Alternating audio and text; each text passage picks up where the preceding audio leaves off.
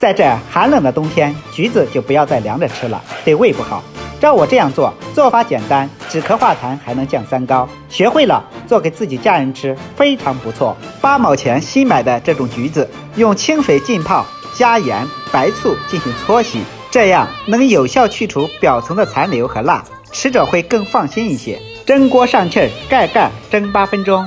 蒸好的橘子特别容易剥皮儿，而且橘子皮的营养全都吸收到橘子里面了。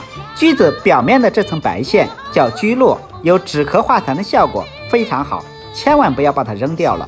橘子皮晾干，可以当陈皮，也可以放在卫生间或冰箱去除杂味。剥好的橘子放入砂锅，加入清水，清水与橘子齐平，再放10粒冰糖，冰糖有化痰润肺的效果。开锅后盖上盖子，小火炖15分钟。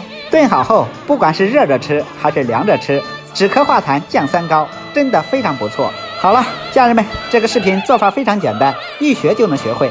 都看到这了，麻烦你点个红心支持一下，非常感谢。